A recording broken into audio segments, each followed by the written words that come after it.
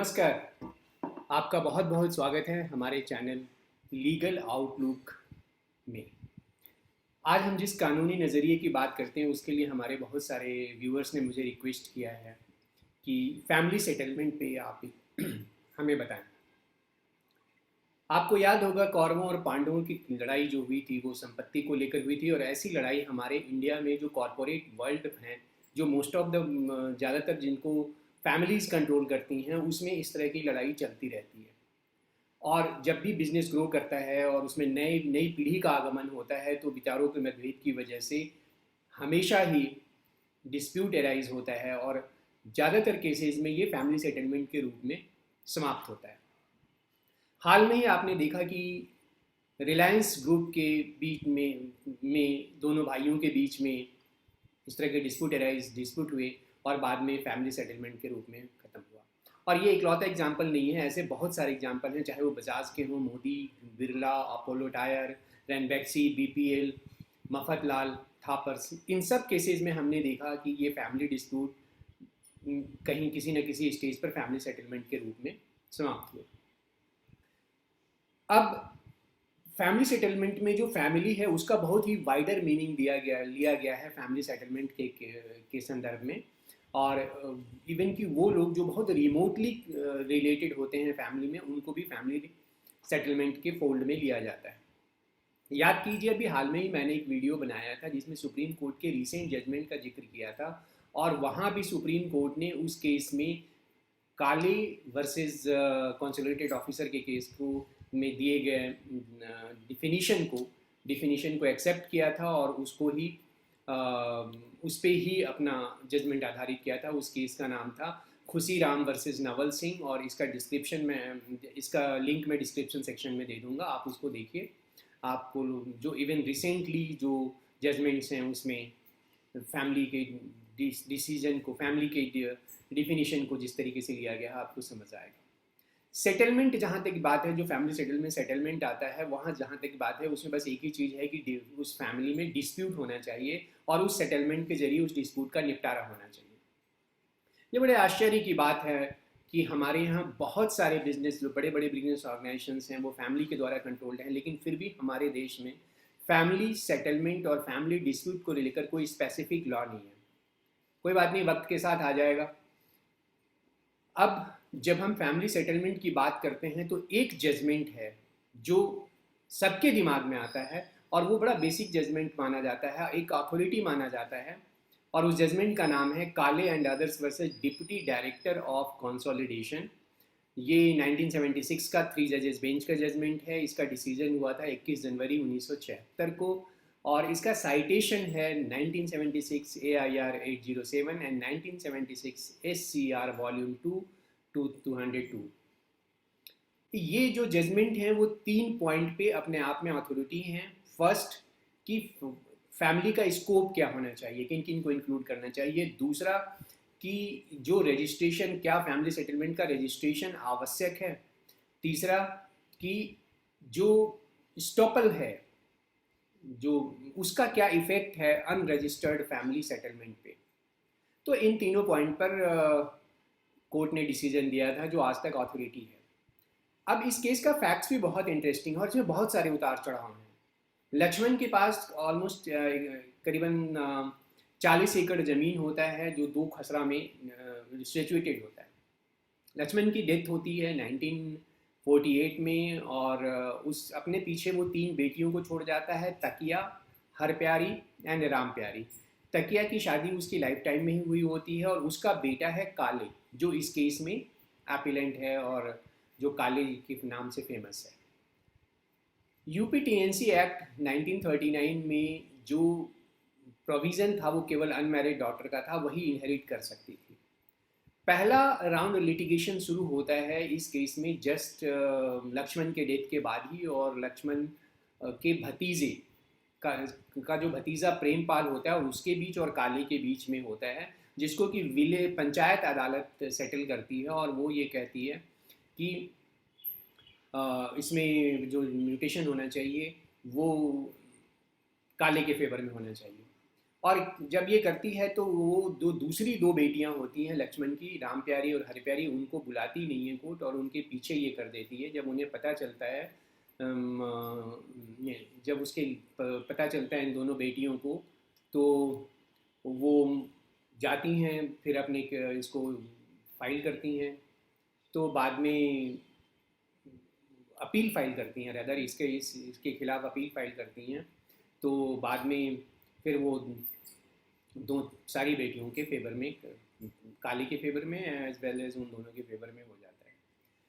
इसी बीच क्या होता है कि जो यूपी लैंड रिफॉर्म, यूपी जिम्मेदारी एबोलिशन लैंड रिफॉर्म 1950 में आता है, जिसमें जो जो फैसिलिटी है, जो टेन्योर है, वो अनमेरिड डॉटर्स जिसको पहले लिखा हुआ था उसको हटा के डॉटर्स कर दिया जाता है। जब काले इसके खिलाफ नायब तहसीलदार के पास जाता है और वो कहता है कि जो दो नाम इसमें डाल दिया गया है राम प्यारी और हर प्यारी का, उसको हटाया जाए, और वो उसकी नीचे के ऑर्डर को का चैलेंज करता है। तो जब ये मुकदमा चल ही रहा होता है, तो इस बीच में उनके बीच में ये एक समझौता होता है, और उस समझौता के अनुसार ये होता है कि भाई एक प्रॉपर्टी का आधा हिस्सा काले को चला जाएगा और बचा हुआ आधे हिस्से जो दो खसरा नंबर थे, एक खसरा उसको चला जाएगा और एक खसरा इसके पास रहेगा, दोनों बेटियों के पास रहेगा, राम प्यारी और हर प्यारी के पास। और ये फैसला आने के बाद जो दोनों का आपस में सेटलमेंट होता है और ये केस वहीं ख़त्म हो जाता है। तो इस केस में जो दूसरा मोड़ आता है वो आता है तब जब एक कंसोलिडेशन प्रोसेस शुरू होता है गवर्नमेंट के द्वारा, और उस कंसोलिडेशन 1964 में शुरू होता है। तो यहाँ पे एक ट्विस्ट आता है केस में, जब 1964 में जब कंसोलिडेशन प्रोसेस शुरू होता है तो 1/3 शेयर तीनों लड़कियों को दे दिया जाता है उसमें। अब जब काले को पता चलता है कि जो उसको 50% का शेयर था जिस खसरा में, उसको ख़त्म कर दिया गया है और तीनों लड़कियों को, उसकी मदर को और दोनों उनकी सिस्टर्स को 1/3 दे दिया गया है, तो वो ऑब्जेक्शन फाइल करता है असिस्टेंट कंसोलिडेटेड ऑफिसर के पास, जिसमें वो कहता है कि इन दोनों ने, राम प्यारी और हर प्यारी ने अपना जब वहाँ पे कॉम्प्रोमाइज़ करके अपना ये दे दिया था कि 50% का शेयर अपने अपने नाम पे हो जाएगा, तो फिर ये जो कंसोलिडेशन के तहत 1/3 शेयर डिसाइड किया गया, ये गलत है। और जो असिस्टेंट कंसोलिडेशन ऑफिसर होता है वो इस मैटर को भेज देता है कंसोलिडेशन ऑफिसर के पास, और वहाँ पे कॉम्प्रोमाइज़ की बेसिस पर वो रिस्टोर कर दिया जाता है जजमेंट जो म्यूटेशन को, और फिर 50% जिस खसरा का था काले के पास, वो काले के पास चला जाता है, और बचा हुआ जो राम प्यारी और हर प्यारी के पास था वो उसके पास चला जाता है। अब राम प्यारी और हर प्यारी फाइल करते हैं revision petition deputy director consolidation के पास, जो कि नीचे के ऑर्डर को रिवर्स कर देता है और फिर जो 1/3 शेयर हुआ था उसको रिस्टोर कर देता है। अब काले और उसकी मदर तिकिया दोनों मिलकर एक रिट पिटीशन फाइल करते हैं हाई कोर्ट में, और हाई कोर्ट उस रिट पिटीशन को डिसमिस, सिंगल जज के पास जाते हैं, सिंगल जज पिटीशन को डिसमिस कर देता है। फिर वो डिवीज़न बेंच में जाते हैं, डिवीज़न बेंच भी इसको डिसमिस कर देता है। तो इस तरीके से मैटर पहुंचता है सुप्रीम कोर्ट। सुप्रीम कोर्ट के सामने जो मेन आर्गुमेंट काले के एडवोकेट का था वो 3 था। सबसे पहला ये कि जो नीचे के फैमिली अरेंजमेंट की बेसिस पर जो म्यूटेशन हुआ था उसके फेवर में, उसको डिस्टर्ब करने का कोई वजह नहीं था, और इस ग्राउंड पे केवल कि ये जो फैमिली अरेंजमेंट था वो रजिस्टर्ड नहीं।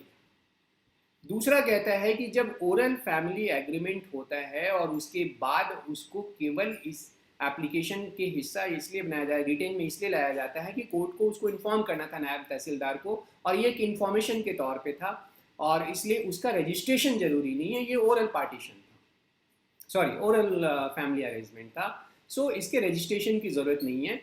तीसरा पॉइंट वो जो ये कहता है कि इवन की अनरजिस्टर्ड कॉम्प्रोमाइज़ के केस में और फैमिली सेटलमेंट के केस में राम प्यारी और हर प्यारी अपने दिए हुए बेनिफिट, जो अपना जो उन्होंने कॉम्प्रोमाइज़ किया था उससे बाहर नहीं आ सकती, क्योंकि उसके पार्टीशन की उसकी बेसिस पर इन्होंने प्रॉपर्टी को एंजॉय किया, और रूल ऑफ स्टॉपल के तहत ये अब इनके पास ये ऑप्शन नहीं है कि ये उस फैमिली अरेंजमेंट को, फैमिली सेटलमेंट को चैलेंज करें।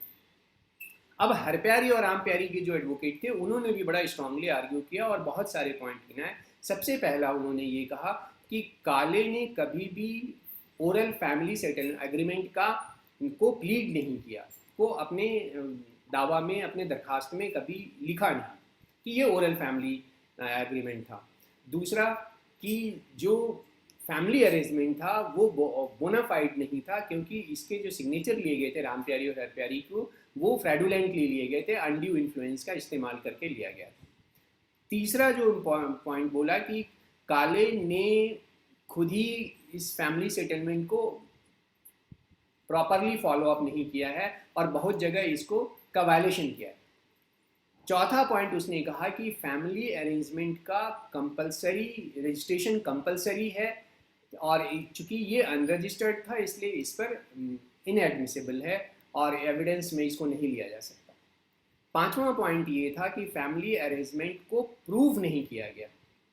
छठा पॉइंट ये था कि जो डॉक्ट्रिन ऑफ एस्टॉपल है जिसके बाद उन्होंने कहा है, उसके लिए ज़रूरी है कि फैमिली अरेंजमेंट या फैमिली सेटलमेंट रजिस्टर्ड होना चाहिए। सातवां पॉइंट ये था कि जो फाइंडिंग रेवेन्यू कोर्ट की फाइंडिंग है वो फैक्ट की फाइंडिंग है और ये सुप्रीम कोर्ट उसको डिस्टर्ब ना करे। अब ये जो केस था सुप्रीम कोर्ट में 3 जजेस बेंच ने सुना था और इसमें जो जजेस थे वो जस्टिस सैयद मुर्तज़ा फजल अली थे, VR कृष्णा अय्यर थे और RS सकारिया थे। इसमें जो जजमेंट लिखा गया उसमें जस्टिस कृष्णा अय्यर और जस्टिस फजल अली की तरफ से जस्टिस फजल अली ने जजमेंट लिखा और जस्टिस सरकारिया ने अपने जजमेंट अलग लिखे। जस्टिस सरकारिया ने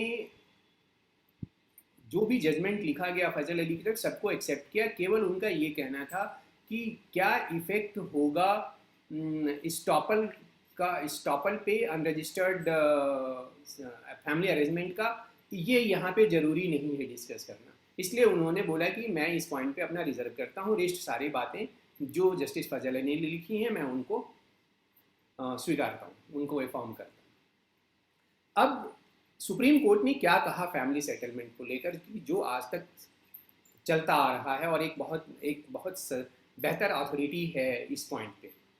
सबसे पहला बोला कि फैमिली सेटलमेंट का जो ऑब्जेक्ट होता है, जो ध्येय होता है, वो होता है कि फैमिली को प्रोटेक्ट करना, फैमिली को एक लंबे लिटिगेशन से बचाना और फैमिली की यूनिटी और सॉलिडिटी बनाए रखना, आपस में सबका सम्मान बनाए रखना। दूसरा उन्होंने जो बात करी कि जो फैमिली सेटलमेंट के कुछ कैरेक्टरिस्टिक्स हैं, अगर वो फुलफिल होते हैं तो कोर्ट को फैमिली सेटलमेंट का रिस्पेक्ट करना चाहिए और कुछ लीगलिटी को इग्नोर भी करना चाहिए।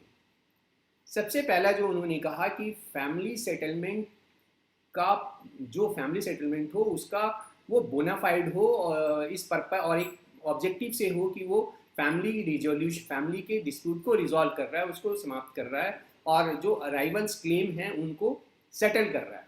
इक्विटेबल और प्रॉपर्टी का जो डिवीज़न है वो इक्विटेबल है, कहीं भी कोई अनड्यू एडवांटेज किसी को नहीं जा रहा। दूसरा कि ये स्वेच्छा से हो रहा है, कोई इसमें फ्रॉड नहीं है या कोई दबाव नहीं है, नहीं होना चाहिए। तीसरा कि ये ओरल भी हो सकता है और अगर ओरल है तो इसकी रजिस्ट्रेशन की ज़रूरत नहीं है। जहाँ तक रजिस्ट्रेशन को लेकर है ये तभी होगा कि जो टर्म्स एंड कंडीशन जो फैमिली सेटलमेंट के हैं वो उस समय राइटिंग में लिए जाएं और राइटिंग में अगर हैं तो उसमें उसका रजिस्ट्रेशन होना ज़रूरी है। तीसरा यहाँ भी उन्होंने डिस्टिंक्शन किया कि राइटिंग से मतलब अगर ओरली फैमिली सेटलमेंट हो गया और बाद में केवल किस कोर्ट को इन्फॉर्म करने के लिए या म्यूटेशन के पर्पस से अगर उसको लिख के उनको दिया जा रहा है तो यहाँ पे फिर रजिस्ट्रेशन की ज़रूरत नहीं है। लेकिन अगर इनके मेमोरेंडम जो बनाया जा रहा है अगर उससे कोई राइट क्रिएट होता है या एक्सटिंग्विश होता है प्रॉपर्टी में तो सेक्शन 17 सबसेक्शन 2 रजिस्ट्रेशन एक्ट के अनुसार इनका रजिस्ट्रेशन जरूरी है। अदरवाइज नहीं है, अगर कोई नया राइट क्रिएट नहीं हो रहा, कोई एक्सटिंग्विश नहीं हो रहा तो फिर इनका ज़रूरी नहीं है। एक चीज़ और उन्होंने कही फैमिली सेटलमेंट के केस में कि जो लोग उसके सिग्नेटरी हैं, जो उसमें साइन कर रहे हैं, जो डिसाइड कर रहे हैं, कॉम्प्रोमाइज़ कर रहे हैं, उनका कोई ना कोई एंटीसीडेंट राइट होना चाहिए प्रॉपर्टी में। कोई ना कोई क्लेम होना चाहिए, इंटरेस्ट होना चाहिए, और दूसरी पार्टी इसको एक्नॉलेज करे। यहां तक कहा गया कि अगर कोई पार्टीज का सेटलमेंट हो रहा है और उनका टाइटल नहीं है, लेकिन उस अरेंजमेंट के जरिए कोई दूसरा पार्टी, दूसरा मेंबर उस फैमिली का उसको उसके फेवर में छोड़ रहा है कुछ और उसको दे रहा है, तो वो कर सकता है। और उसने इसमें स्पेसिफिकली कहा गया कि कोर्ट को भी इस तरह के फैमिली सेटलमेंट की कदर करनी चाहिए और लीगलिटीज़ में फंस के इस फैमिली सेटलमेंट को नकारना नहीं चाहिए। अगर बोनाफाइड डिस्प्यूट है, आज है या पॉसिबली फ्यूचर में हो सकता है, और उस तरह के फ्यूचर डिस्प्यूट को भी रिजॉल्व करने का एक जरिया फैमिली सेटलमेंट है। और अगर फैमिली सेटलमेंट इस तरह का बनाया गया है तो फाइनल होगा और बाइंडिंग होगा उन पार्टीज़ के बीच जो सेटलमेंट में साइन कर रहे हैं, सेटलमेंट में इंटर कर रहे हैं।